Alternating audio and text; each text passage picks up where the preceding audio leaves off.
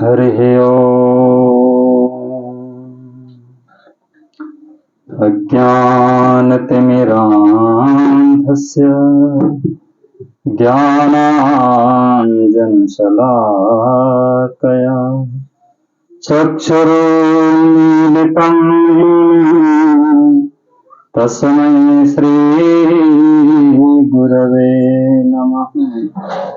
नमः परमहंसाय स्वादितचरणकमलचिन्मकरन्दाय भक्तजनमानसनिवासाय श्रीरामचन्द्राय वागीशाय स्वदने लक्ष्मीर्यस्याच वक्षसि यस्यास्ते हृदयं संवित् तं नृसिंहमहं भजे। विसर्गादीन् नवलक्षणलक्षिता श्रीकृष्णाख्यं परं धाम जगद्धाम नमामि तत्। वाञ्छाकल्पतरोर्गस्य कृपासिन्धुभ्यैव च पतितानां पावनेभ्यो वैष्णवेभ्यो नमो नमः। सीतानाथसमारम्भान् श्रीरामानन्दारमध्यमाम् अस्मदाचार्यपर्यन्तं वन्दे गुरुपरम्पराम्।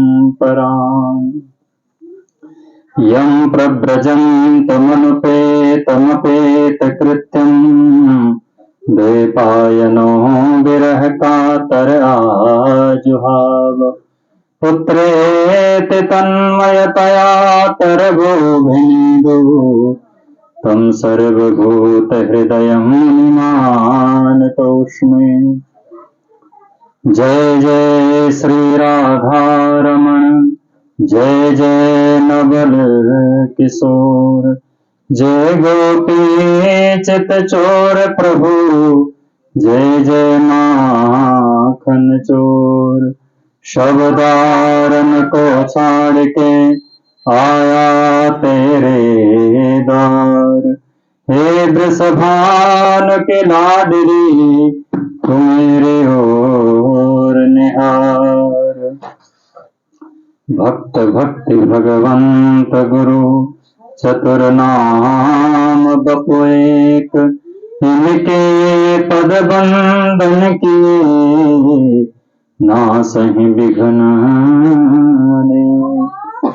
राधे राधे गोविंद गोविंद राधे राधे राधे गोविंद गोविंद राधे राधे राधे गोविंद गोविंद राधे राधे राधे गोविंद। हे गोविंद राधे गोपाल राधे गोविंद राधे गोपाल राधे गोविंद राधे गोपाल राधे गोविंद राधे गोपाल राधे राधे राधे गोविंद गोविंद राधे राधे राधे गोविंद गोविंद राधे राधे राधे गोविंद गोविंद राधे राधे राधे गोविंद गोविंद राधे गोविंद राधे गोपाल राधे गोविंद राधे गोपाल राधे गोविंद राधे गोपाल राधे गोविंद राधे गोपाल राधे गोविंद राधे गोपाल राधे गोविंद राधे गोपाल राधे राधे राधे गोविंद गोविंद राधे राधे राधे गोविंद गोविंद राधे राधे गोविंद गोविंद राधे राधे राधे गोविंद गोविंद राधे राधे गोविंद गोविंद राधे राधे राधे गोविंद गोविंद राधे राधे गोविंद गोविंद राधे राधे राधे गोविंद गोविंद राधे। बोलिए प्राण पुरुषोत्तम भगवान की जय, श्रीमद् भागवत महापुराण की जय, सुखदेव जी महाराज की जय, श्री वृंदावन बाके बिहारी लाल की जय, श्री सतगुरुदेव भगवान की जय, श्री कृष्ण कन्हैया लाल की जय, श्री जुगल जोड़ी सरकार की जय, श्री राधा रानी सरकार की जय, श्री सीता रामचंद्र भगवान की जय, श्री हनुमान जी महाराज की जय, श्री शंकर भगवान की जय, जगत जननी जगदम्बा माता की जय, श्री गौ माता की जय, श्री तुलसी माता की जय, पतित पावनी श्री गंगा मैया की जय, श्री कुब्जाम्रक वन श्री ऋषिकेश धाम की जय, सब संतन की जय, सभी इष्ट देवता कुल देवताओं की जय, सभी पितृ देवताओं की जय, सब संतन की जय, सब भक्तन की जय, सब विप्रन की जय। जय जय श्री राधे, जय जय श्री राधे, जय जय श्री राधे। परात्पर अखिलेश्वर अकारण करुणा वरुणालय अखिलांड कोटि ब्रह्मांड नायक नंद नंदन द्विचंद आनंद कंद सच्चिदानंद घन भगवान श्री कृष्ण के सर कोटि नमन करते हुए आप सभी संत जन भक्ति स्नेहवती माताएं सभी का हार्दिक अभिनंदन वंदन करते हुए श्रीमद् भागवत महापुराण की यह दिव्य कथा जो भोगना परिवार की ओर से और अपने पितृ देवताओं के शांतिर्थ, अपने इष्ट देवता कुल देवताओं की प्रसन्नता के लिए, भगवान के प्रीत्यर्थ, रोग दोष आदि का निर्वसन करने के लिए ये भागवत की कथा के मूल पारायण का आयोजन है। और उसमें थोड़ा सा समय निकाल करके सत्संग करके हम अपने थोड़े से समय को सार्थक करते हैं। आज तो समय बहुत अधिक हो गया है, तो आप हमें बता दो कि ज्यादा से ज्यादा हम कितनी देर बोल सकते हैं, उतनी देर में फिर हम अपना विषय समेट के चले जाएं, उस हिसाब से बोलें। 1 तो बज ही गया है, अब बताओ कितनी देर बोलें, उतनी देर बोलेंगे हैं, 2 बजे तक 1 घंटा है, ठीक, उसी हिसाब से फिर चलना पड़ता है। तो बहुत सुंदर भगवान का ये आयोजन हुआ, ये पाठ हुआ, आप सब लोगों ने इसमें सहयोग किया और हम सब ने इसका आनंद भी लिया। देखो, ये इस ऐसी परिस्थिति में पूज्य मामा जी ने ये आयोजन कराया है। घर की परिस्थिति बहुत विचित्र है और देखो, सुख दुख तो सब आते जाते रहते हैं, इसका कभी भी विचार नहीं किया जा सकता है। और हमें हमेशा ये विचार करना चाहिए कि सुख हमारे दुष्कर्मों का नाश करने के लिए आया है। सुख हमेशा जो आता है वो पुण्य के प्रताप से आता है, और दुख जो आता है पूर्व किए हुए पापों के परिणाम स्वरूप आता है। तो जो सुख जीवन में आता है तो हमारे जो पुण्यों का खजाना है उसको नष्ट करता है, और दुख जो आता है वो हमारे पापों का खजाना नष्ट करता है। जो हमारे पापों का ढेर पड़ा हुआ है उसको नष्ट करता है। ये सोच करके सुख से और दुख से दोनों से ही संतुष्ट रहना चाहिए। ऐसे अवस्था में मन भी बोलने का नहीं था हमारा, पर पूज्य भाई जी ने भी आग्रह किया कि नहीं, आप कुछ सुनाओ। और फिर भी कैसी परिस्थिति में भी देखो, भगवान की कथा ऐसी है, भगवान की कथा दुख में भी सुख ला देती है। भगवान की कथा जो है वो शोक में भी आनंद प्रकट कर देती है। ये भगवान की कथा की महत्ता है। हम लोग किसी की मृत्यु पर उसके श्राद्ध में कथा करते हैं और 1 वर्ष बाद कथा में पता ही नहीं चलता कि इस घर में किसी की मृत्यु भी हुई होगी। मृत्यु भी उत्सव बन जाता है।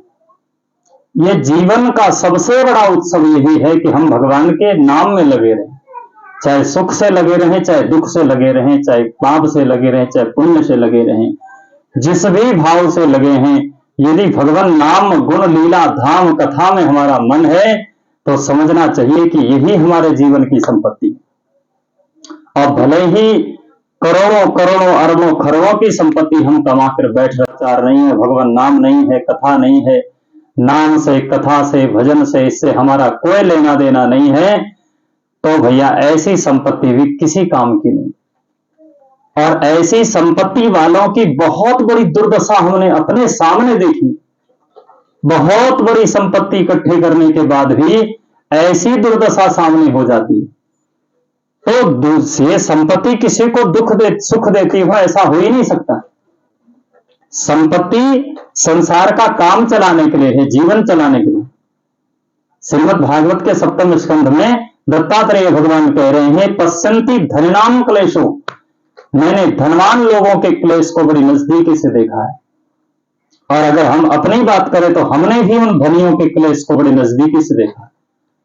बस इतना फर्क है कि गरीब का जो दुख है वो सबको दिखाई पड़ता है, अमीर लोगों का दुख हो किसी को दिखाई नहीं पड़ता। नहीं तो उनका जो दुख है ना वो गरीबों से बहुत बड़ा है। जैसे उनकी संपत्ति का विस्तार है वैसे दुखों का भी विस्तार है। तो सुख दुख का संसार से कोई लेना देना नहीं है और संसार की स्थिति परिस्थिति से भी कोई लेना देना नहीं।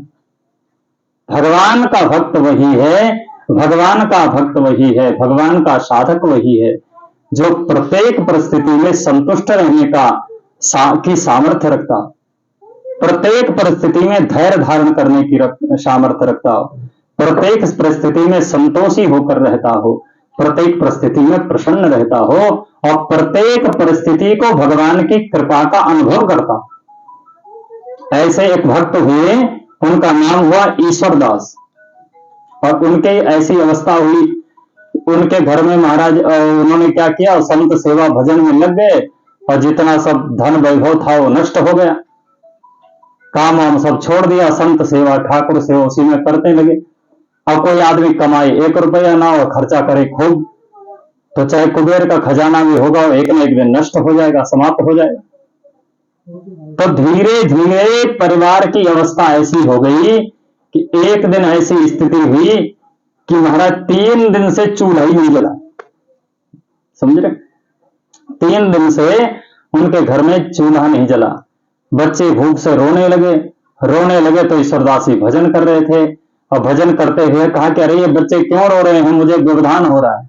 तो पत्नी ने कहा कि तुमको व्यवधान की पड़ी है, 3 दिन हो गए।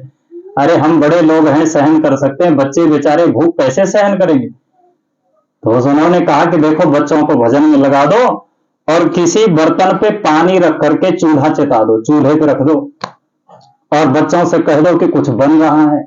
अब खाली पानी रखा है, उसमें दाल न चावल है ही नहीं घर में कुछ, खाली एक मिट्टी के घड़े में पानी रख करके और उसे चूल्हे पर चढ़ा दिया, नीचे से अग्नि चिता दी तो चूल्हे पर खदकने लगा पानी। तो बच्चों को संतोष हो गया कि कुछ ना कुछ चढ़ा है, चूल्हे पर उबल रहा है तो पक रहा होगा। उनसे कहा तुम भजन में लग जाओ। और बच्चे तो श्री कृष्ण गोविंद हरे मुरारे हे नाथ नारायण वासुदेव ऐसा करने लगे। और ऐसी अवस्था देख करके साक्षात श्री द्वारिकाधीश जी अपने पीतांबर में खिचड़ी का पूरा सामान बांध करके आए। साक्षात प्रभु द्वारिकानाथ चतुर्भुज रूप में आए और जो पानी रखा हुआ था उसमें सब सामग्री डाल दी और अपने हाथ से खिचड़ी बनाई। बाद में जब वो देखा तो उगाड़ करके अब तो पानी भी खत्म हो गया होगा, तो उसमें खिचड़ी बनी थी। सब बच्चों ने भोजन किया भगवान के हाथ का। और तब जब भगवान ही जिसके चूल्हे में प्रवेश कर गए हों वहां क्या कमी रहेगी, वहां तो सदा सर्वदा उनका भंडार भर गया, फिर कभी कोई कमी नहीं आई। पर ईश्वर दास से भगवान ने कहा कि तो ऐसी दरिद्रता ऐसी गरीबी झेल रहा है तो कुछ मांग लो मुझसे। बोले नहीं, मांगने की बात मत करो, मांगेंगे नहीं, हम तो जैसे हैं वैसे ठीक हैं, तुम्हें आना हो रहो, भजन हमारे साथ रहो, हम भजन करेंगे, हम मांगेंगे कुछ नहीं। तो बोले मांगोगे नहीं? नहीं, तुम मांगोगे हमको अच्छा लगेगा। तो ठीक है, अगर मांगने से तुमको अच्छा लगता है तो ये वरदान हमें दे दो कि आप कभी हमसे नहीं कहोगे कि कुछ मांगो, इतना ही दे दो बस, और कुछ नहीं चाहिए। ऐसा क्यों कहा? ऐसा क्यों कर रहे हो? क्यों नहीं मांगना चाहते हो? तो भगवान से कहा कि ये बताओ, जैसा प्रेम, जैसा लाड, जैसी कृपा तुम अभी कर रहे हो, क्या मेरे मांगने के बाद भी तुम ऐसी कृपा करोगे? भगवान मौन हो गए, बोले हाँ, मांगने के बाद ऐसी कृपा तो नहीं होती है।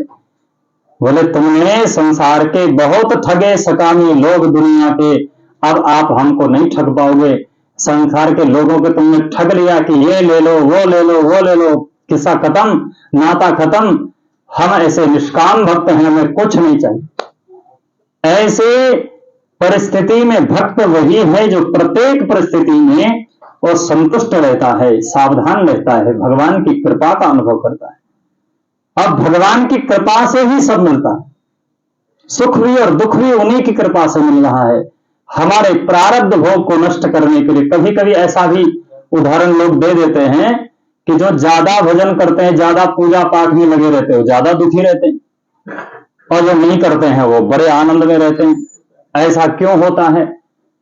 ऐसा इसलिए होता है कि जब जीव भजन में लगता है तो भगवान उसके प्रारब्ध में जो पाप भरे हुए हैं उनका कोटा समाप्त करना चाहते हैं, जल्दी जल्दी समाप्त हो जाए, अगले जन्म में सीधा मेरे पास आए, फिर ये दोबारा कुछ भोगने के लिए इसे जन्म न लेना पड़े।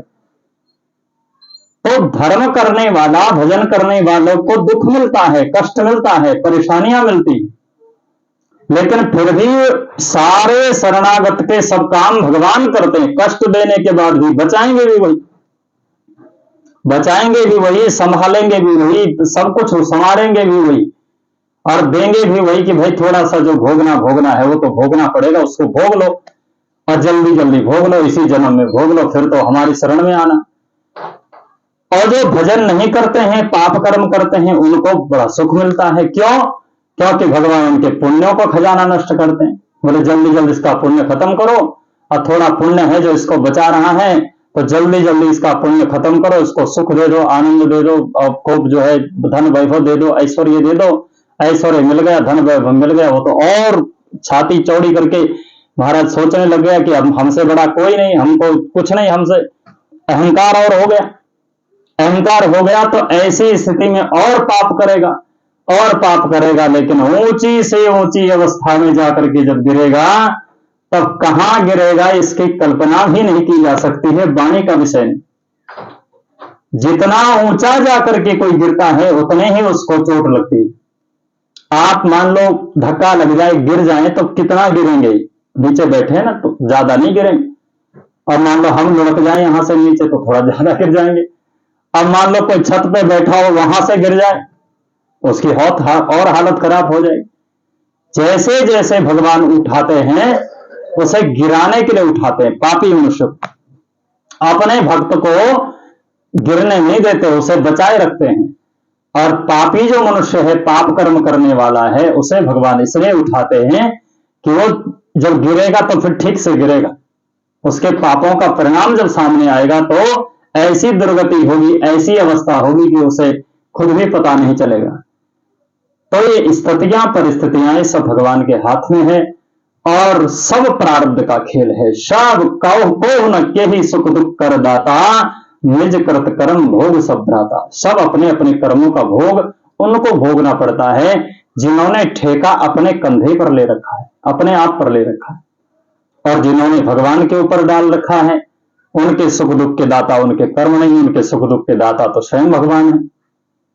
उनके लिए फिर सिद्धांत बदल जाता, हो सोई जो राम रचि राखा, को करि तरक बड़ा वही साखा।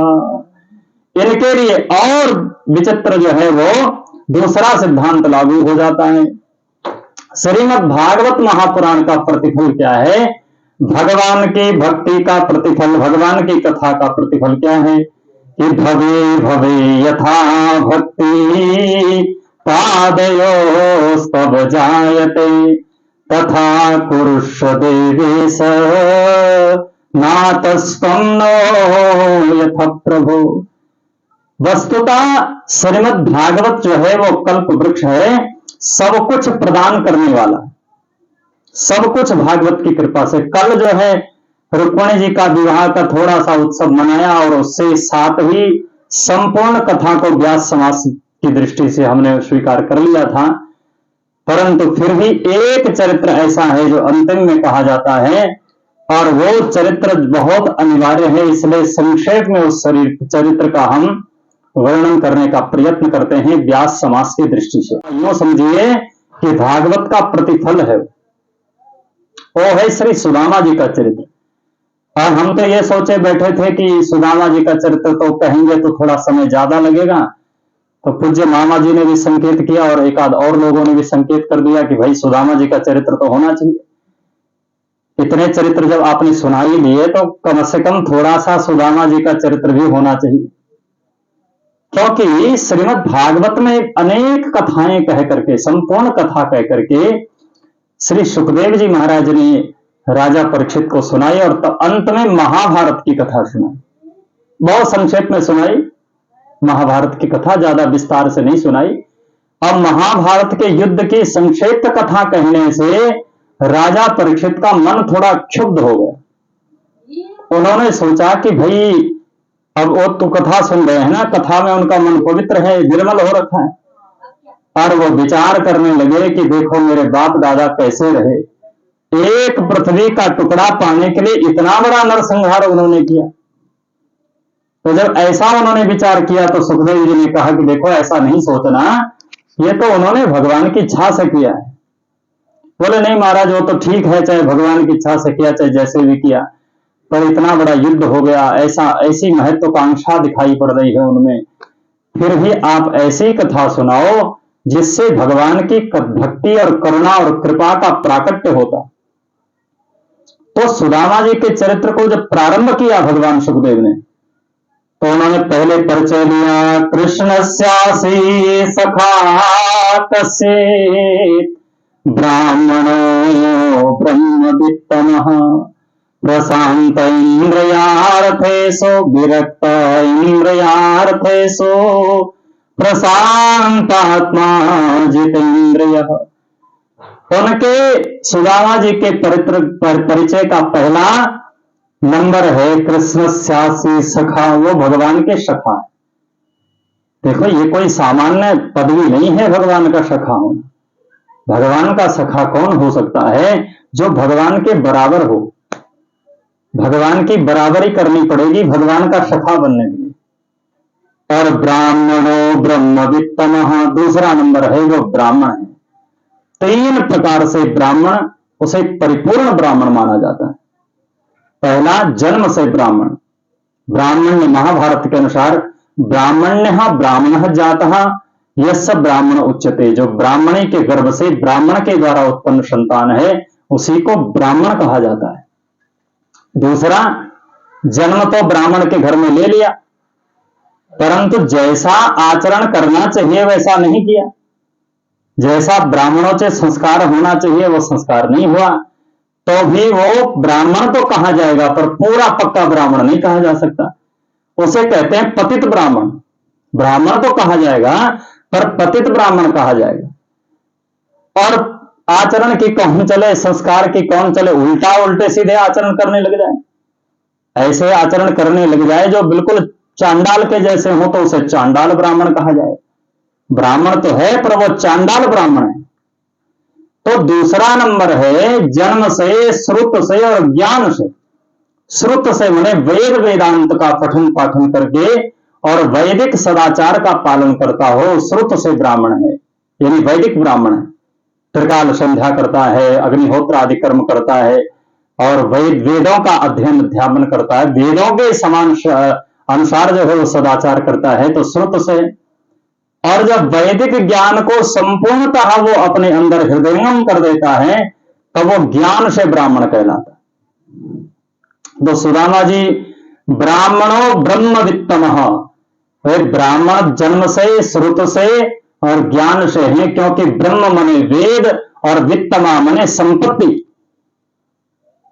यहां ब्रह्म का अर्थ है वेद, और सुदामा जी की संपत्ति क्या है? बोले वेद ही उनकी संपत्ति है। ब्राह्मणों ब्रह्म वित्तमः, और विरक्त हैं। देखो सुदामा जी गृहस्थी हैं, घर है, बाल बच्चे हैं, फिर भी उन्हें विरक्त कहा जा सकता। कोई लाल किला कपड़ा पहन ले और ये कर ले और घर छोड़ दे, बड़ा बड़ा मठ मंदिर बना ले, उसे विरक्त नहीं कहा जा सकता। विरक्त वही है जिसने मन को संसार से हटाकर भगवान में लगा दिया। विरक्ति की यही एक परिभाषा है, जो संसार से मन को हटा करके भगवान के श्री चरणों में लगा दिया है।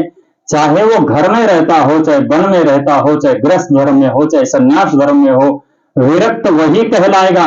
नहीं तो सुदामा जी को काय को विरक्त कहते? मान लो जिसने ब्याह नहीं किया और छोड़ करके ब्रह्मचारी बन गया, महात्मा बन गया, उसी को विरक्त कहा जाए तो फिर तो सुदामा जी को नहीं कहा जा सकता। और श्रीमद् भागवत के महात्म्य में भी जब वक्ता का लक्षण आया, वहां भी विरक्त संज्ञा, वैष्णवो विप्रो, विरक्तो वैष्णवो विप्रो, वहां भी पहले विरक्त है। बोले विरक्त होना चाहिए। ऐसे में तो जो बाल बच्चेदार कथावाचक हैं उनकी तो दुकान बंद हो जाएगी, उनकी तो कथा बंद हो जाएगी।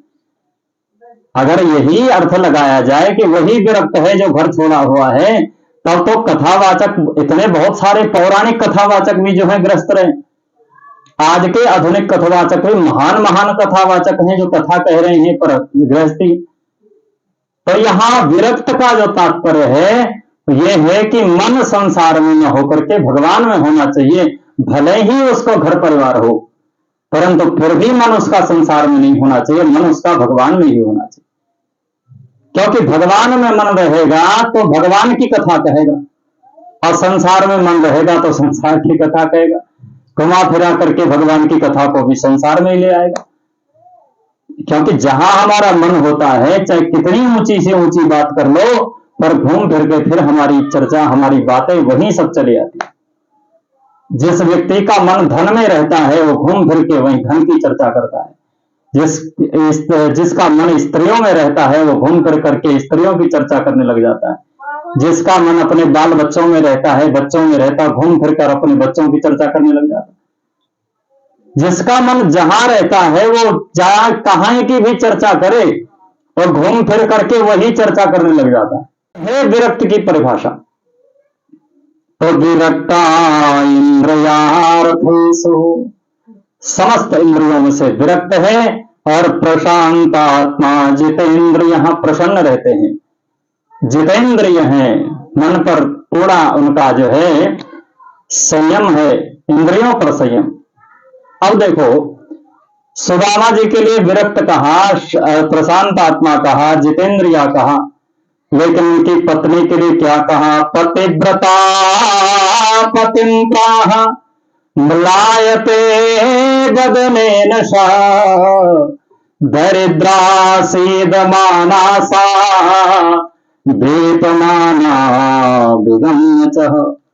उनकी पत्नी पतिव्रता है और म्लायते बदनेन च, क्योंकि घर में अवस्था ऐसी है कि वस्त्र दूसरा बदलने को नहीं है, इसलिए जो वस्त्र जब से पहना ऐसा ही वो गंदा वस्त्र पहना हुआ। मलायते बदनेन च। और स्थिति क्या है? फिर भी कहा कि दरिद्रा सीदमाना, उनकी घरवाली दरिद्र है।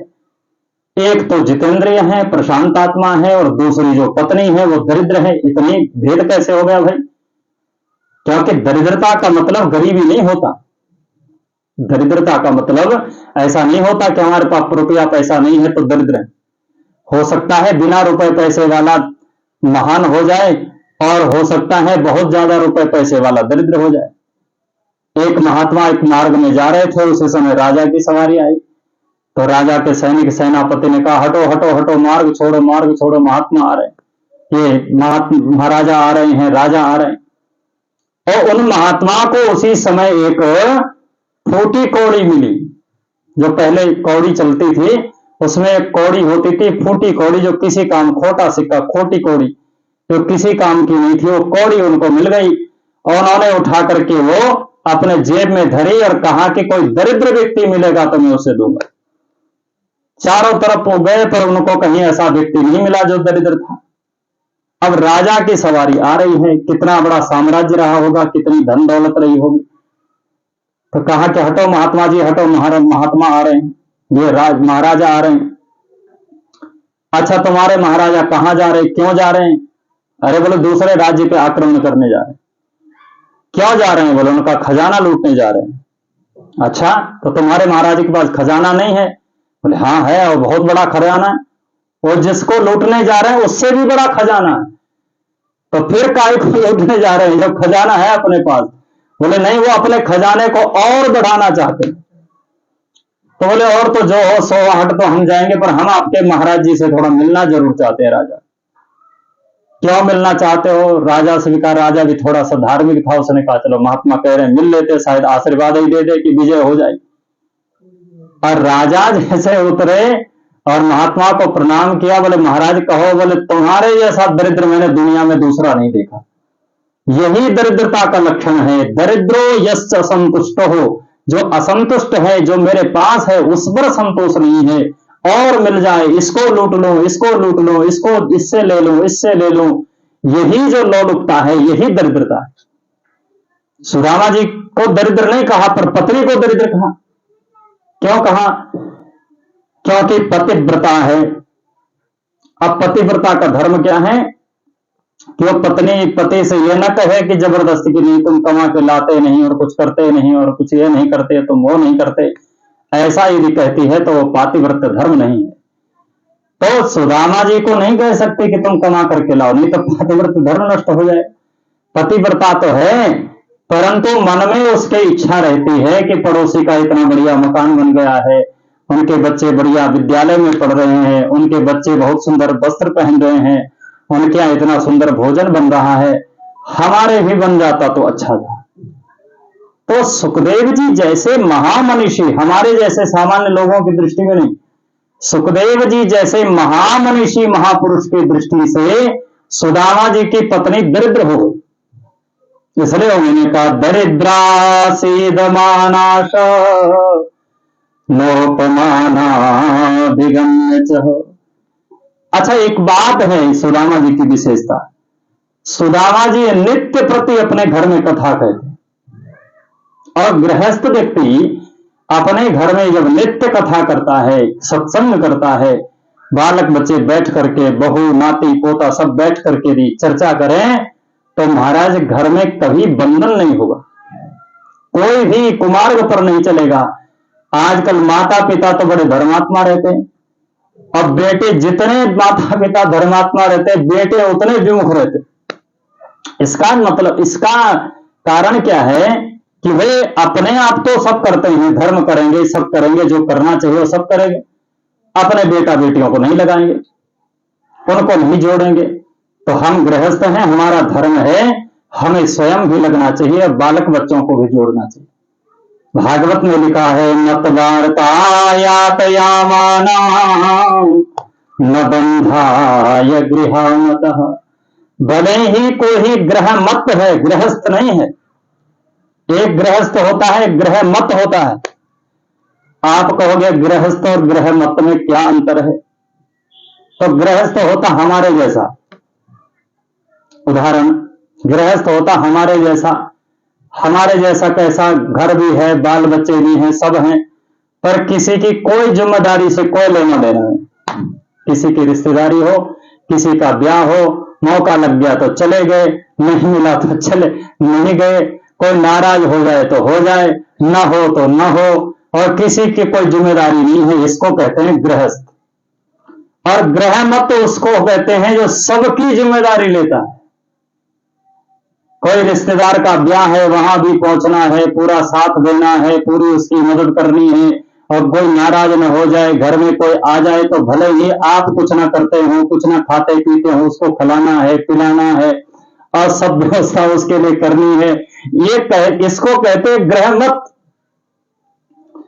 तो भले ही कोई गृहस्थी में इतना फंसा हुआ है पूरी तरह से, और वह भी यदि नित्य भगवान की कथा सुनता है तो न बंधाए गृहमता, ऐसा गृहमत व्यक्ति भी बंधन में नहीं पड़ सकता। और सुदामा जी कैसे हैं, निरंतर भगवान की कथा अपने पुत्रों को, अपनी पत्नी को, अपने सबको सुनाते।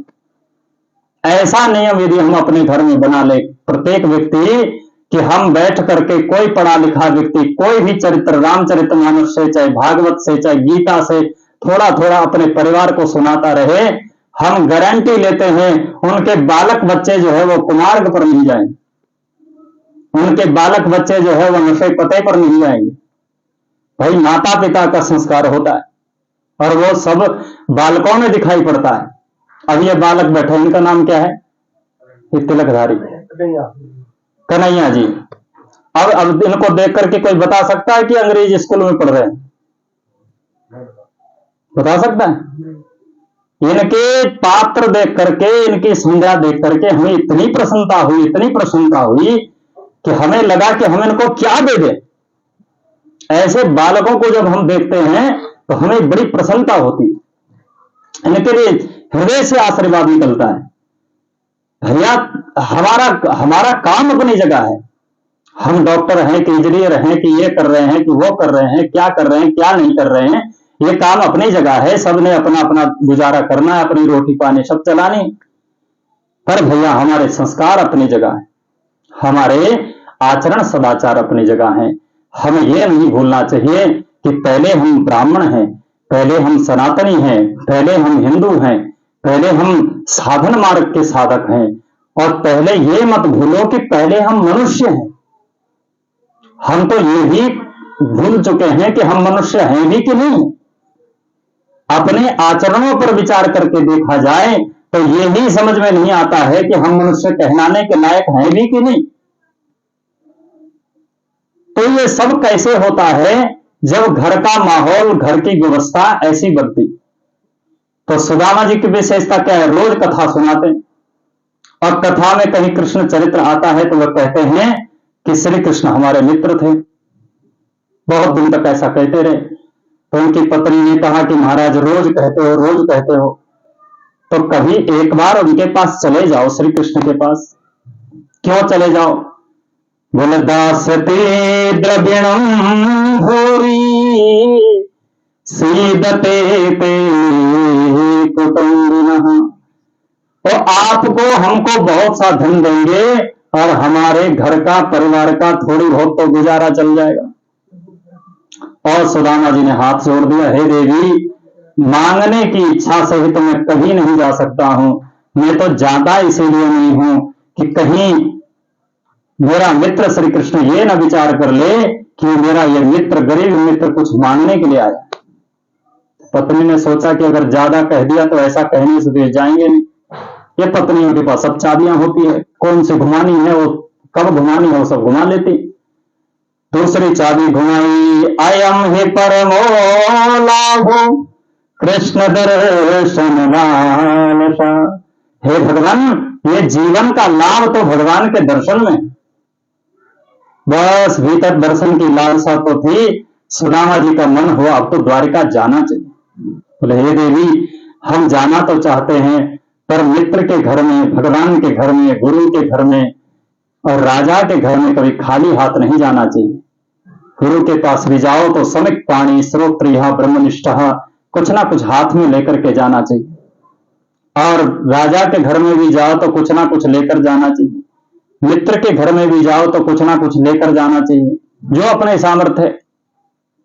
श्री कृष्ण हमारे मित्र भी हैं, द्वारिकाधीश हैं तो राजा भी हैं, और गुरु भी हैं, कृष्णम वंदे जगत गुरु, और भगवान भी हैं, सारे के सारे हैं। तो उनके यहाँ खाली हाथ वाला कैसे चले जाओ? तो कश्चित कल्याण दीयताम, देख लो कुछ भीतर पड़ा हो तो ला करके दो, और ला करके ले जाएं, भगवान को अर्पित करें। और जैसे भीतर गए, अंदर गई वो देवी, तो देखा तो एक अन्न का दाना भी नहीं पड़ा। श्री नरोत्तम दास जी कहते हैं, 5 सुपारी के बात कहा, भेंट को 4 चावल मेरे। अरे 5 सुपारी भी होती तो ले जाते, 5 सुपारी क्या कहना, 4 दाने चावल भी नहीं। और देवी ने कहा कि क्या करे भगवान, कोई बात नहीं, आज तक हमने किसी से कुछ मांगा नहीं। अयाचक ब्राह्मण है सुदामा जी, उनकी गरीबी का कारण भी यही है कि वो किसी से कुछ मांगते नहीं, और बिना मांगे बिना जांचे जो कुछ आ जाता है उसे वो आज का आज ही समाप्त कर देते हैं।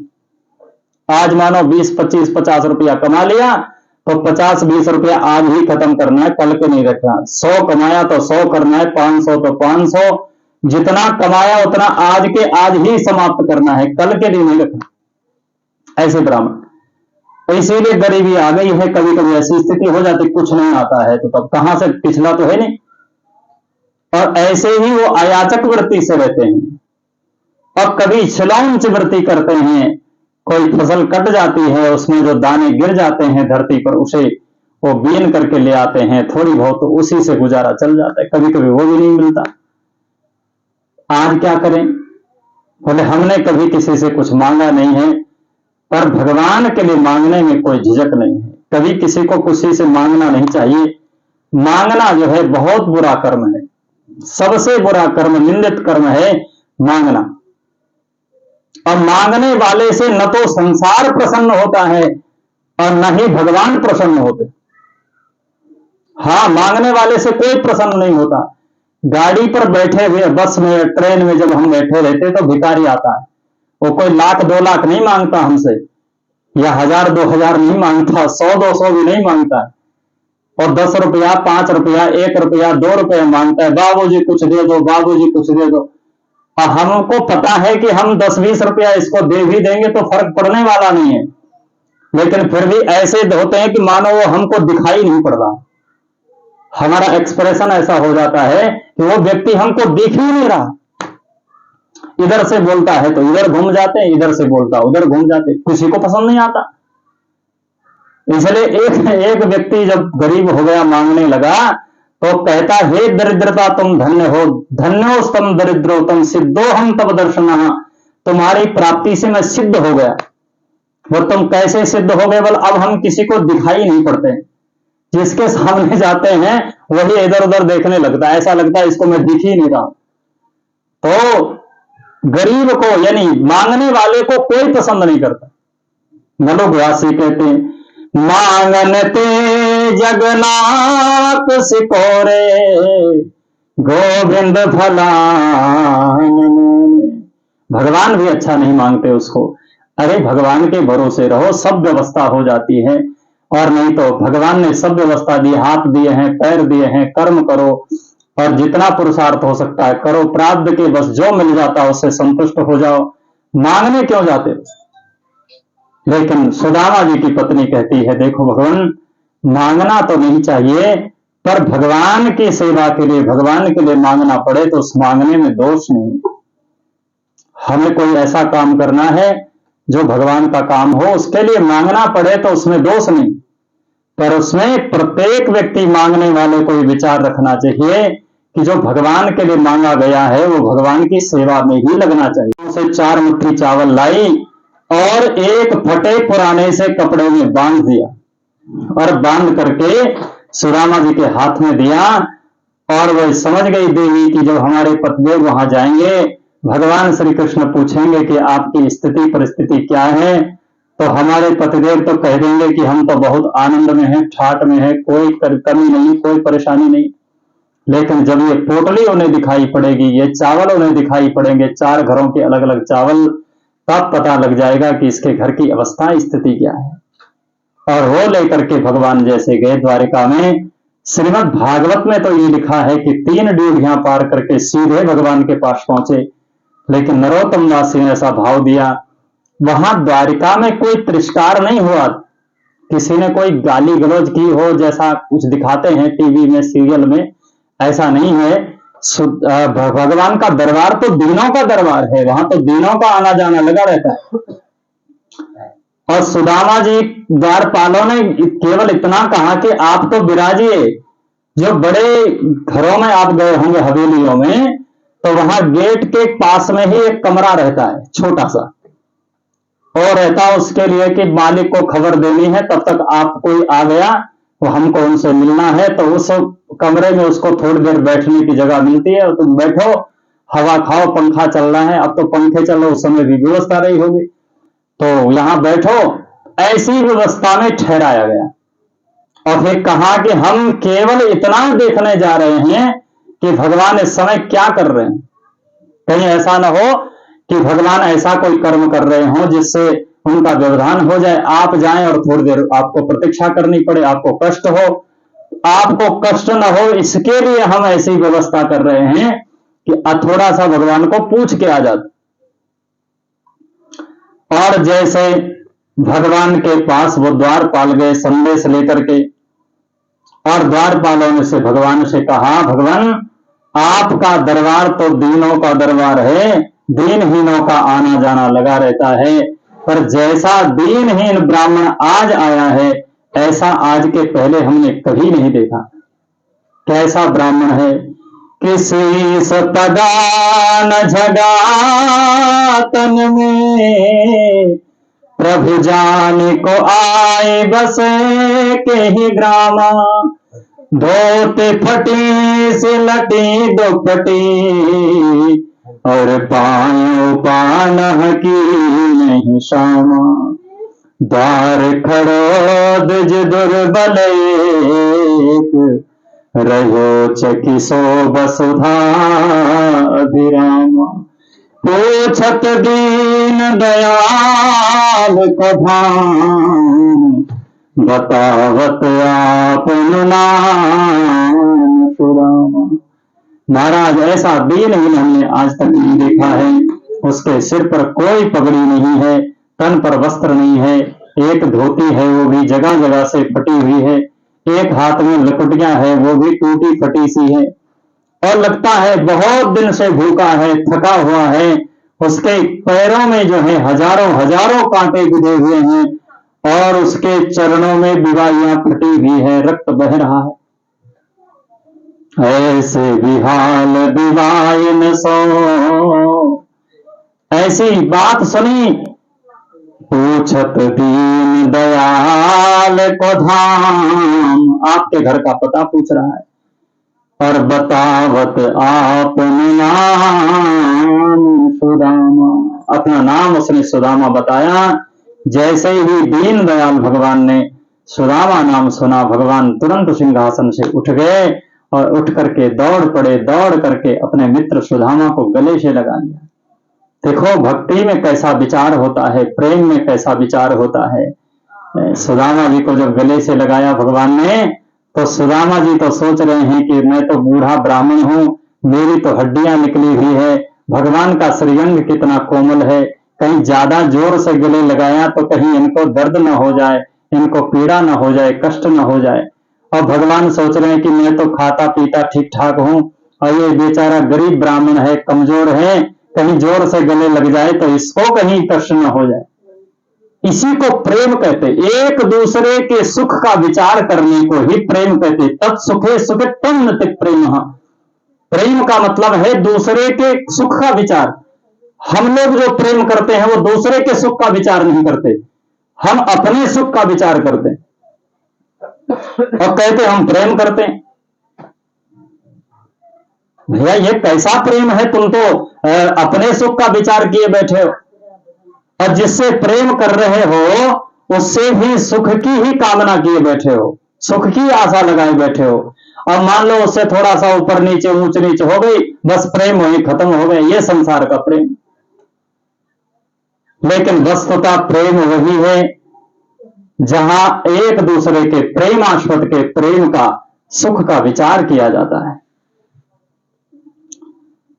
तो भगवान जो है वो कंधे पर हाथ धर के सुदामा जी को महलों के बीच से लाए, और रानियां सब देख रही हैं, सेवक सेवकनियां सब देख रही हैं, मंत्री संतरी सब देख रहे हैं, और भगवान ने सुदामा जी को उसी सिंहासन पर बिठा दिया जिस पर स्वयं बैठते थे, और स्वयं सुदामा जी के चरणों में बैठ गए। तो इनकी रानियां सोचने लगी कि मन्नेन कृतम पुण्यम अवधूतेन भिक्षुणः। अरे इस अवधूत भिक्षु ने कौन सा पुण्य किया है जो भगवान इसे ऐसे गले से लगा रहे। अब भगवान समझ गए कि रुक्मणी आदि रानियों के हृदय में सुदामा जी के प्रति जो है और हीन भावना प्रकट हो गई। ये इनको सामान्य व्यक्ति समझ रही है ये दीनहीन समझ रही है, ये इनकी महानता को नहीं जानती है, इनकी भक्ति को, इनके प्रेम को नहीं जानती है।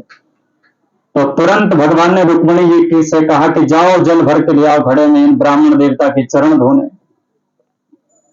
अब रुक्मिणी जी को समझ आया कि भाई ये कोई सामान्य व्यक्ति तो नहीं हो सकता, हम सबसे बड़ी रानी हैं और हमको चरण धोने की आज्ञा भगवान दे रहे हैं, इसका मतलब है कि ये कोई सामान्य व्यक्ति तो नहीं।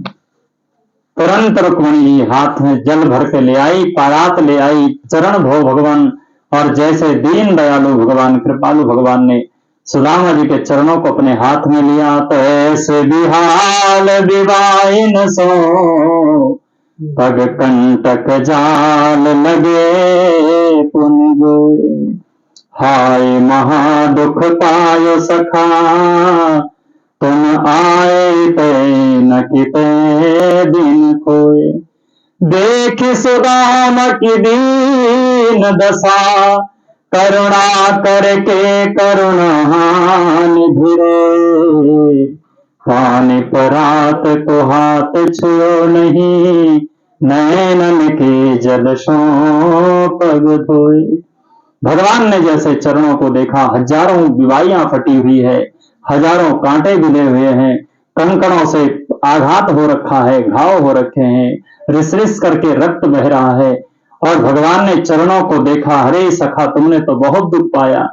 और भगवान करुणाधाम भगवान श्री कृष्ण का हृदय पिघल गया और उनका हृदय द्रवित हो गया। उनके नेत्रों से ऐसा अश्रुपात हुआ, ऐसा अश्रुपात हुआ, भैया जो जल भर के लाए थे घड़े में वो धरा का धरा रह गया।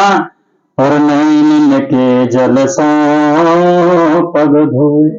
और भगवान ने अपने नेत्रों के जल से, आंसुओं के जल से ही सुदामा जी के चरणों का प्रक्षालन कर दिया। कहा तुम इतने दिन तक क्यों नहीं आए, क्यों इतना कष्ट सहा तुमने। एक एक कांटे को भगवान अपने हाथों से रो रो करके निकाल रहे हैं। जितने कांटे जो है सुदामा जी के चरणों में पड़े हैं, उन कांटों को भगवान रो रो करके एक एक कांटे को बीध रहे हैं, उनको निकाल रहे हैं। और जो कांटा उनके हाथ से नहीं निकलता है, पकड़ में नहीं आता है, उसे दांत से पकड़ करके भगवान निकालते हैं। चरणों में दांत लगाकर, मुंह लगा करके और दांतों से खींचकर तब उनका कांटा निकालते हैं। और जब सुदामा जी को दर्द होता है तो भगवान का हृदय द्रवित हो जाता है, भगवान के नेत्रों से झरझर झरझर आंसू झरते हैं और उन आंसुओं से सुदामा जी के चरणों का प्रक्षालन करते हैं भगवान। ऐसी दया, ऐसी करुणा, ऐसा स्वभाव। श्रेयस स्वभाव कहूं सुनहु न देखूं, के खगेश रघुपति समलेखूं। ऐसा स्वभाव कहीं नहीं। अस प्रभु छाड़ी भजहि जे आना, हे नर पशु बिन पूछू बिशाना। ऐसे भगवान को छोड़ करके हम दूसरे किसी की शरण ले रहे हैं, हम और लोगों की शरण में जा रहे हैं। भैया ऐसे भगवान को छोड़कर जो दूसरों की शरण में जाते हैं, वो स्वामी जी कहते हैं नर पशु बिन पूछू बिशाना। वो तो बिना सींग पूछ के पशु ही मात्र हैं। ऐसा स्वभाव है भगवान का। और भगवान ने सुंदर चरण धोए, स्नान कराया, वस्त्र बदले और बढ़िया भोजन कराया। और फिर उनसे पूछा कि बताओ आपने विवाह किया कि नहीं। समावर्तेन धर्मज्ञ भार्योडास दृशीनवः। एक घटना और है और वो कथा भी बड़ी प्रचलित है, पर लोग उसका पूरा का पूरा जो तात्पर्य है वो नहीं समझ पाते। और हमने अपने गुरुजनों से, महापुरुषों से, आचार्य जो समझा है वो हम कहने का प्रयास कर रहे हैं, करते हैं। बचपन की एक घटना है, जब जो है सुदामा जी और भगवान श्री कृष्ण गुरुकुल में पढ़ते थे। प्राय सब ये घटना सुनाते हुए हैं, सुनते हुए सब जानते हैं।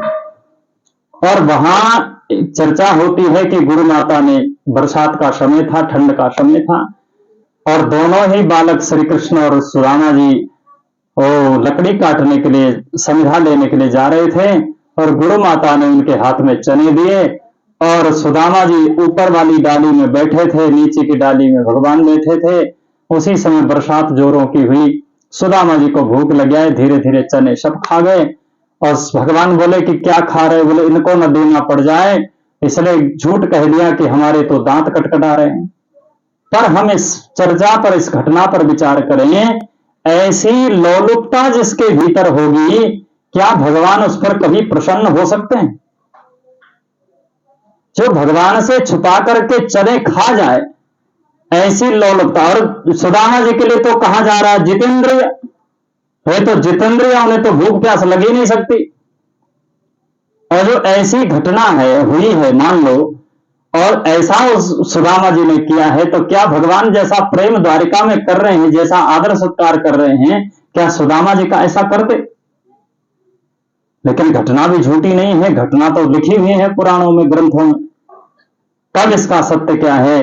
तो टीकाकारों ने और महापुरुषों से जो हमने सुना है, हुआ ऐसा कि जैसे ही एक भिक्षाटन करके जो है सुदामा और श्री कृष्ण आए और गुरु माता से कहा कि अच्छा मैया जी, अब हमें आज्ञा दो, हम क्या आगे का काम करें, क्या सेवा करें। तो मैया ने कहा कि बेटा, सर्दी होने वाली, बरसात होने वाली है और समिधा समाप्त हो जाएगी और ईंधन भी नष्ट समाप्त हो जाएगा, तो ईंधन के लिए भी और समिधा के लिए भी हमें लकड़ी की आवश्यकता है, तुम लकड़ी लेने चले जाओ। तो सुदामा जी और श्री कृष्ण दोनों ने कहा कि ठीक है माता, थोड़ा सा नित्य कर्म रहता है, उसे हम करके लौटते हैं और फिर आपके पास से होकर के जाते हैं, फिर जाते हैं। तो बोले बेटा, जब तुम नित्य कर्म करके लौटोगे तो तुमको भूख जब ज्यादा लगती है, तुम बच्चे हो, माताओं में वात्सल्य होता है, तो ये एक पोटली में थोड़ा चना पड़ा था घर में, ये चना लेकर के जाना और तुम इस चने को खा लेना वहां जाकर के, ऐसा कहा। ये बात केवल सुदामा जी के सामने हुई, श्री कृष्ण वहां नहीं थे। और जैसे ही श्री कृष्ण और सुदामा नित्य कर्म करने के लिए गए, उसी के पीछे जो है श्री दुर्वासा जी महाराज वहां पहुंच गए और श्री दुर्वासा जी ने कहा कि भिक्षान देहि भवती, हमें भिक्षा दीजिए। अब माता ने सोचा कि घर में चनों के सिवा तो दूसरी कोई वस्तु है ही नहीं। अब मान लो ये चने हमने इन महात्मा को दे दिए, तो वो बेचारे बालक कैसे रहेंगे, कैसे भूखे रहेंगे? माताओं के भीतर ऐसा वात्सल्य होता है, बोले ये तो महात्मा है, यहां नहीं पाएंगे तो कहीं और भिक्षाटन कर लेंगे और पालेंगे, लेकिन वो बच्चे बेचारे भूख सहन नहीं कर पाएंगे। और मैया ने वो चने छुपा दिए और बाबा जी से कहा, बाबा जी आज तो पधारो, आज तो घर में कुछ नहीं है। और बाबा जी तो सिद्ध महापुरुष हैं, वे तो त्रिकालदर्शी, उन्होंने देखे अच्छा उन बालकों के लोभ में और बालकों के प्रेम में तूने चने छुपा दिए और हमें नहीं प्रदान किए। ठीक है, मैं भी श्राप देता हूं, जो उन चनों को पाएगा वो जीवन भर जो है गरीबी देखेगा, दीनता देखेगा और अनेक प्रकार के कष्ट देखेगा। और दुर्वासा जी जब ये बात कह रहे थे, उसी समय सुदामा जी का आना हुआ। सुदामा जी ने वही सारी बात सुन ली और मैया ने जब चने दिए तो सुदामा जी ने चनों को छुपा दिया। अगर इन चनों में से एक भी दाना मेरा मित्र श्री कृष्ण पाएगा तो श्री कृष्ण को भी दरिद्रता देखनी पड़ेगी। सारा कष्ट, सारी समस्याएं, सारा दुख सुदामा जी ने भगवान का भी और अपना भी अपने ऊपर ले लिया। ऐसा मन जिसका होता है उससे भगवान ऐसा प्रेम करते। और नहीं तो विचार कीजिए, 80 साल की अवस्था में सुदामा जी द्वारिका गए हैं, तो क्या उनकी पत्नी को उससे पहले याद नहीं आया कि अपने मित्र के पास चले जाओ? 80 साल से पहले ही वो कह देती भगवान से कि तुम, सुदामा जी से, कि तुम अपने मित्र के पास चली जाओ तो सारी समस्या हल हो जाती। लेकिन 80 साल तक वो श्राप का जो प्रभाव था वो झेलना ही था। 80 साल व्यतीत हो गए तो भगवान को लगा कि अब चाहे जो मर्जी हो, अब तो जो दुर्वासा जी का श्राप है इसका निर्वसन करना ही पड़ेगा। और भगवान ने ही सुदामा जी की पत्नी के भीतर प्रेरणा दी और सुदामा जी की पत्नी ने 80 साल की अवस्था के बाद कहा कि हे प्रभु, आप द्वारिका चले जाओ। और भगवान ने उस श्राप का निर्वसन कर दिया। भगवान कहते हैं आपने विवाह किया? सुदामा जी कहते हैं हाँ, विवाह तो किया है। किस लिए किया है? क्योंकि अग्निहोत्र की हमारी परंपरा है और बिना विवाह के अग्निहोत्र नहीं हो सकता है, बिना पत्नी के अग्निहोत्र नहीं हो सकता है। और हमारे पिताजी ने कहा कि आप एक ही पुत्र हो, अगर विवाह नहीं करोगे तो अग्निहोत्र की परंपरा हमारी नष्ट हो जाएगी, समाप्त हो जाएगी। इसके लिए विवाह किया। भगवान बोले तो ठीक है, पर हम इसलिए कह रहे हैं, अकेले होते तो कोई बात नहीं थी, अब भाभी जी घर में है तो हमको कुछ बना करके, कुछ ले करके, कुछ ना कुछ भेंट तो दी होगी। अब सुदामा जी सोचने लगे कि भगवान तो दीन दयालु हैं, वे तो जानते हैं हमारी दशा, सदा सर्वज्ञ हैं। पर अगर मैंने ये चावल की पोटली इन लोगों के सामने खोली, जहां भगवान की 16,108 पत्नियां बैठी हुई, जहां भगवान के 10-10 बेटा बैठे हैं, उद्धव जी बैठे हैं, अक्रूर जी बैठे हैं, शतधन्वा बैठे हैं, अनेक अनेक जो भगवान के पार्षद हैं वह सब विराजमान हैं, इनके सामने अगर पोटली खोल दी तो सोचेंगे कि कैसा मित्र है, अपने मित्र के लिए पोटली में चावल भर के लाया। और सुदामा जी ने अच्छा झूठ भी नहीं कह सकते कि कुछ नहीं लाए, वे घुमा फिरा करके बात बदलना चाहते हैं और भगवान बार बार घुमा फिरा करके यही कहते हैं कि नहीं, भाभी जी ने क्या भेजा है, क्योंकि किसी तरह से उनके श्राप का निर्वसन करना है भगवान को। तो भगवान ने सोचा चलो कोई बात नहीं, ये तो ऐसे देगा नहीं। एक बात समझाई भी भगवान की, देखो तुम वस्तु का संकोच मत करो, तुम तो फिर भी कुछ ना कुछ लेकर आए हो, मेरे को तो कोई जल फल पुष्प पत्र पुष्प कुछ भी चढ़ा दे। पत्रम पुष्पम फलम तोयम यो में भक्त्या प्रयच्छते तदहम भक्ति प्रहितम स्नामी प्रयतात्मना। कोई मुझे जल चढ़ा दे, फल चढ़ा दे, पत्ता चढ़ा दे और प्रेम से भाव से चढ़ा दे तो मैं तो उसे भी स्वीकार करता हूं, और तुम तो फिर भी कोई ना कोई वस्तु लेकर आए हो, तुम संकोच मत करो। सुदामा जी फिर भी संकोच में भर गए, तो भगवान ने धीरे से हाथ कांख में धरा और झपट्टे से वो पोटली खींच ली। खोल कर देखा तो समझ में आ गया कि सुदामा जी के घर की दशा क्या है। 4 प्रकार के 4 मुट्ठियों के अलग अलग चावल हैं, फटा पुराना सा कपड़ा है, और भगवान ऐसे भाव में आए, एक ही मुट्ठी भगवान ने उठाई, एकम मुष्टिम सकृत जग्धा द्वितीयाम जगुमादधे। एक मुट्ठी में ही तीनों लोकों की संपत्ति भगवान ने सुदामा जी को प्रदान कर दी। और जब दूसरी मुट्ठी पाने जा रहे थे तो श्री रुक्मिणी जी ने हाथ पकड़ लिया। देखो, कुछ लोग कहते हैं रुक्मिणी जी ने कहा कि सब कुछ दे दोगे तो हम कहां रहेंगे। भगवान के लिए कहा गया है पूर्णमदः पूर्णमिदं पूर्णात् पूर्णमुदच्यते पूर्णस्य पूर्णमादाय पूर्णमेवावशिष्यते। भगवान सब कुछ दे दें फिर भी भगवान के पास जो है वो पूर्ण ही रहेगा, वो अपूर्ण नहीं हो सकता। और जितनी संपत्ति भगवान के पास थी वो सब एक ही मुट्ठी में भगवान ने दे दी। इसका मतलब ये नहीं कि भगवान का खजाना खाली हो गया, भगवान का खजाना जैसे का तैसा रहा, क्योंकि पूर्ण में वशिष्यते, जो बचेगा वो ही पूर्ण ही होगा। और दूसरी मुट्ठी पर इसलिए हाथ पकड़ा है रुक्मिणी जी ने कि ये ब्राह्मण का प्रसाद है, इसे अकेले नहीं पाना चाहिए, इसे सब मिल बांट कर पाना चाहिए सबको, इसलिए हाथ पकड़ा है।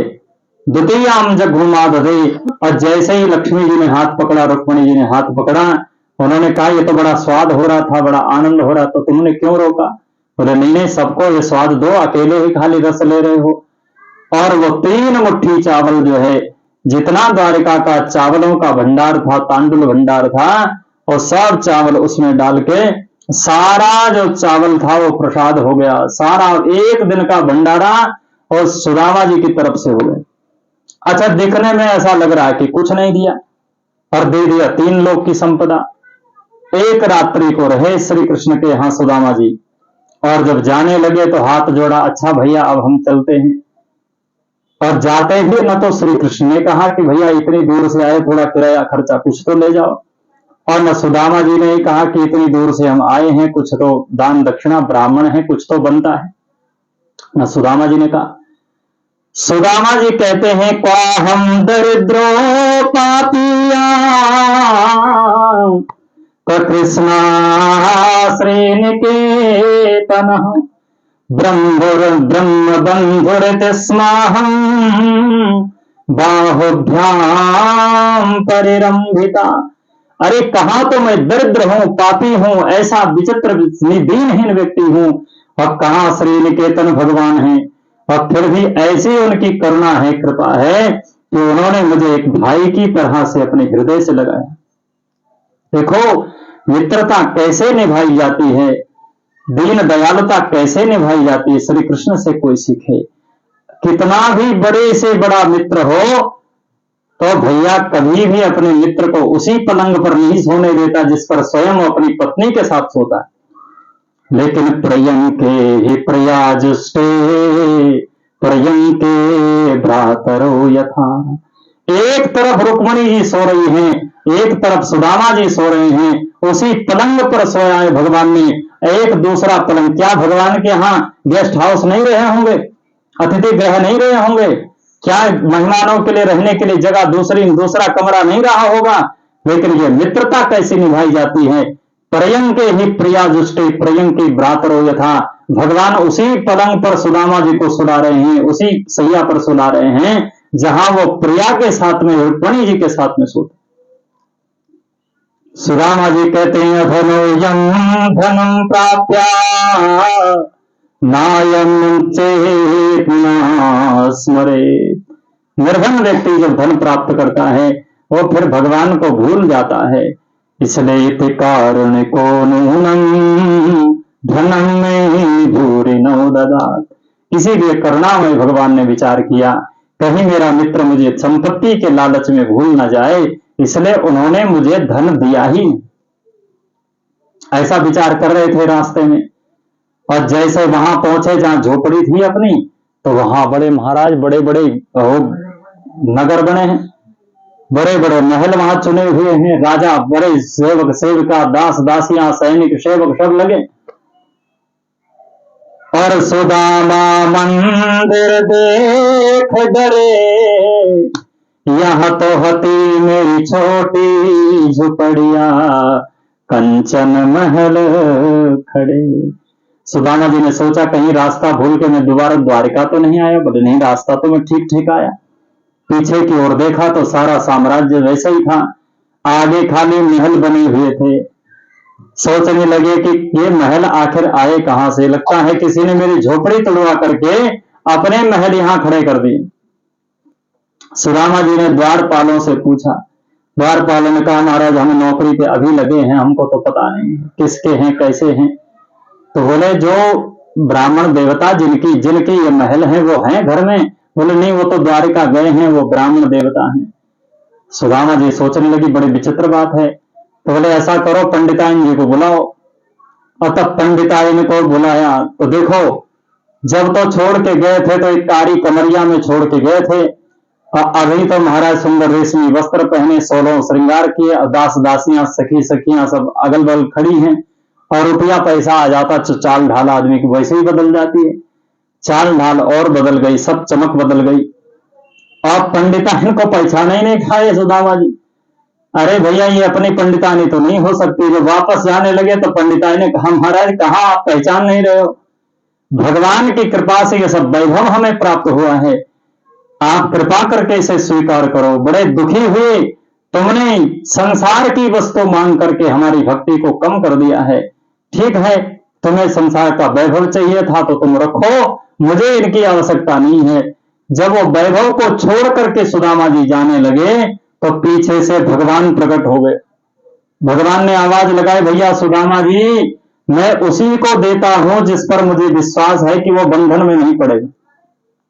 शंकर जी जब देते हैं तो बिना सोचे विचारे देते हैं, और भगवान नारायण भगवान जब देते हैं तो वो सोच विचार कर देते हैं, ठोक बजा कर देते हैं कि ये संपत्ति को लेने के लायक है कि नहीं।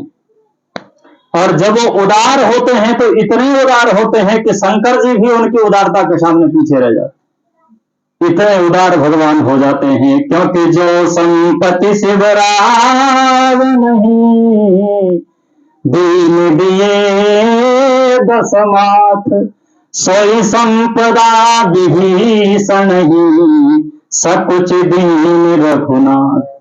जिस लंका को पाने के लिए रावण को 10 सिर काटने पड़े, आप विचार कीजिए भगवान को क्या दिया विभीषण। वह संपत्ति 1 मिनट में दे दी। और विभीषण तो कुछ लेकर नहीं आया लंका से, सोने की लंका से आया था, एक कुंडा उखाड़ ले आता, भगवान को अर्पित कर देता, भैया सोने का टुकड़ा ले आता तोड़ के। और नहीं था तो नव तुलसी का वृंद था, तुलसी का वृक्ष उसके घर में था, पुष्प वाटिका थी, 2-4 फूल तोड़ लेता, 2-4 तुलसी के पत्ते तोड़ लेता, भगवान को अर्पित कर देता। भगवान यही है हमारे पास, ये रख लो, वो भी नहीं लाया। और इतना नहीं था तो समुद्र तो पड़ा था जल का, चल्लू भर जल ही भर के ले आता भगवान, और तो कुछ नहीं, ये जल ही आपको अर्पित करने आए। कुछ नहीं दिया विभीषण ने, केवल अपने आप को शरणागत कर दिया। और भगवान ने जो संपत्ति रावण ने 10 सिर काटने के बाद जो है शंकर भगवान ने रावण को प्रदान की, वो संपत्ति राम जी ने बिना संकोच के प्रदान, थोड़ी देर में प्रदान कर। और यहां सुदामा जी को सब संपत्ति प्रदान कर दी। लेकिन भगवान के भक्त भी विचित्र होते हैं। भगवान के भक्तों को संपत्ति से कोई लेना देना है ही नहीं। सुदामा जी को भले ही संपत्ति मिली हो और भगवान ने कहा तुम हमारा प्रसाद समझ करके रख लो, भगवान इसको सेवा में व्यय करो। सुदामा जी ने उस संपत्ति का अपने शरीर के लिए, अपने भोग के लिए उपयोग नहीं किया, सेवा में उपयोग किया। संत सेवा, ब्राह्मण सेवा, गौ सेवा, दीन दुखियों की सेवा, उस सेवा में उस संपत्ति का विनिमय किया। ये भगवान की कृपा का प्रसाद है। ऐसी भागवत की कथा है महाराज। अंत तो गत्तः एकादश स्कंध में अवधूत का व्याख्यान है, अवधूत श्री दत्तात्रेय महाराज का। उद्धव और भगवान श्री कृष्ण का संवाद है। संन्यास लक्षण में दत्तात्रेय भगवान का उपाख्यान है। और अंत तो गत्तः कलयुग के राजाओं का वर्णन है। और फिर अंत में श्री सुखदेव जी महाराज जो है राजा परीक्षित के श्री कहते हैं, त्वं तु राजन्मर्ष्यति पशु बुद्धि जही। हे राजा परीक्षित, अब तुम इस पशु बुद्धि का त्याग कर दोगे, तुम मरोगे। यही पशु बुद्धि है, क्योंकि तुम मरोगे इसलिए नहीं, क्योंकि तुम आत्मा हो। राजा परीक्षित ने कहा महाराज अब हम समझ गए हैं कि हम जीव हैं, हम भगवान के नित्य सेवक हैं, हम आत्मा हैं, हम शरीर नहीं हैं। और बस इतनी सी बात है, आपकी वाणी बंद हो जाएगी तो हमारा जीवन बंद हो जाएगा। ये शरीर तक्षक नाग के डसने से नहीं मरेगा, अब ये कथा के वियोग से समाप्त होगा। और वस्तुतः बात सही है। अगर कथा कहते रहते सुखदेव जी तो तक्षक भले ही काट लेता, डस लेता, राजा परीक्षित का कुछ नहीं बिगड़ता। और सुखदेव जी ने जैसे ही कथा बंद की तो राजा परीक्षित के प्राण छूट गए पहले। अब श्राप मिला था तो तक्षक नाग आया, फिर डसा, जैसे कोई दाह संस्कार करता है, ऐसे दाह संस्कार करके चला गया, जल गया सारा शरीर। और जब शरीर जला तो जनमे जी को क्रोध आया, अच्छा इस सर्प ने मेरे पिता को मारा है। उन्होंने सर्प सत्र का यज्ञ किया, सारे सर्पों का आह्वान किया, वो सब अग्नि में गिरकर जलने लगे। आस्तिक मुनि सर्पों के मामा हैं, वे आए और उन्होंने सर्पों की रक्षा की। और सर्पों की रक्षा जब आस्तिक ने की तो सर्पों ने कहा भैया आज के बाद हम तुम्हारी आन मानेंगे। अगर किसी को सर्प दिख जाए और 3 बार वो आस्तिक आस्तिक आस्तिक कह दे तो सर्प उसे छोड़ के चला जाता, उसे काट नहीं सकता। और आस्तिक का नाम लेकर के जंगल में कहीं पड़ जाओ, सर्पों से भय नहीं होता है।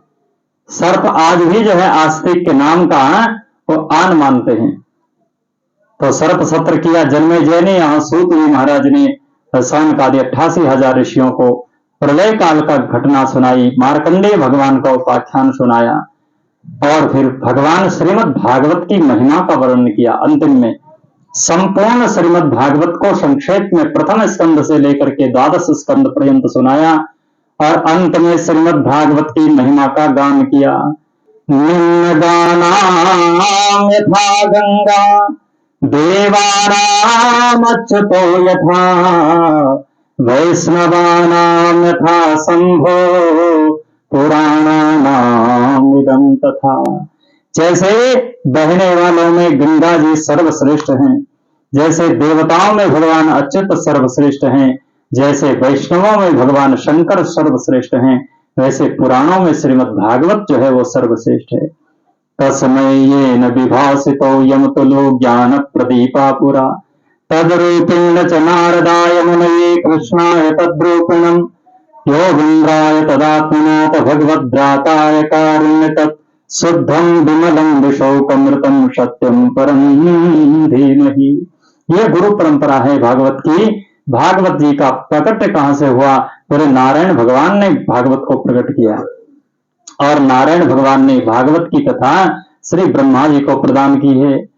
और यहां कहा गया तद्रूपेण च नारदाय, भगवान के ही स्वरूप भगवान ने भगवान के ही स्वरूप ब्रह्मा जी को प्रदान की, और ब्रह्मा जी ने भगवान के ही स्वरूप नारद जी को प्रदान की। नारद जी ने भगवान के ही स्वरूप व्यास जी को प्रदान की, व्यास जी ने भगवान के ही स्वरूप श्री सुखदेव जी को प्रदान की, और सुखदेव जी ने कथा राजा परीक्षित को सुनाई, और राजा परीक्षित के ब्याज से यह कथा हम लोगों तक आ गई। यहां एक बात समझने वाली है कि भगवान की कथा कहने वाले भगवान ही हैं। सामान्य मनुष्य कथा कह ही नहीं सकता है। भले ही व्यासपीठ पर बैठा व्यक्ति मनुष्य बोलता हुआ दिखाई पड़ रहा है, पर वह यंत्र की तरह बोल रहा है। बोलने वाला दूसरा है, बोलने वाले परमात्मा है। भगवान ही भगवान की कथा कह सकते हैं। मनुष्य में सामर्थ्य नहीं है वो भगवान की कथा कह सके। हम लोग जो कथा वाचक हैं, जो कथा करने बैठे हैं, वो इस यंत्र की तरह हैं। जैसा ये माइक है, ये माइक हमारी मर्जी से कुछ नहीं बोल सकता। जैसा हम यहां से बोलेंगे वैसे उसकी स्पीकर से आवाज आएगी। ऐसे ही हम भी यंत्रवत हैं। भगवान जैसा चाहते हैं वैसा बुलवाते हैं, जैसा सुनना चाहते हैं वैसा बुलाते हैं। तो बोलने वाले भी भगवान हैं, और श्रोताओं के भीतर सुनने के लिए भी भगवान ही बैठे हैं, सुनने वाले भी भगवान। मनुष्य की सामर्थ्य न तो सुनने की है, और मनुष्य की सामर्थ्य न तो बोलने की। तो तद्रूपेण च नारदाय मुनये कृष्णाय तद्रूपिणम् योगीन्द्राय तदात्मनाथ भगवद्भ्राताय कारुण्यतत् शुद्धं विमलं विशोकमृतं सत्यं परं धीमहि। ऐसी ये श्रीमद् भागवत की कथा है। इस भागवत की कथा से क्या मांगना चाहिए? तो भवे भवे यथा भक्ति पादयो सब जायते तथा कुरुस्व देवेश नाथस्तम नो यतः प्रभु। भगवान से यही मांगना चाहिए कि भगवान निरंतर हमारी भक्ति वर्धमान होती रहे, बढ़ती रहे, हमारी भक्ति का जो है नित्य वर्धन होता रहे, ऐसा भगवान से मांगना चाहिए। तो आज से पूर्व 7 दिन पर्यंत हमने इस भगवान की कथा को श्रवण किया है। हम लोग बड़े भाग्यशाली हैं, और आप सभी लोग भी धन्यवाद के पात्र हैं। यहाँ जो है भगवान की श्रीमद् भागवत महापुराण के इस मूल पारायण में भोगना परिवार की ओर से और बड़े भाव और बड़े चाव से, बड़े आनंद से आपने कथा श्रवण भी किया, पूजा पाठ भी किया। हम सबका धन्यवाद करते हैं।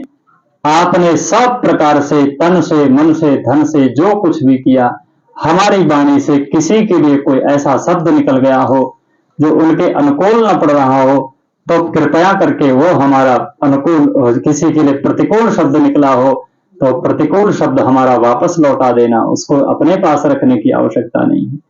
और कथा सुनने का प्रतिफल यही है कि जो हमने श्रवण किया है उसे हम अपने जीवन में हृदयंगम कर सकें, अपने जीवन में उतार सकें। और कथा का फल तो फल रहेगा ही, वो मिलेगा ही, कुछ ना कुछ मिलेगा। उससे तो कुछ कहा नहीं जा सकता, ऐसा तो नहीं कह सकते कि कोई फल नहीं होगा।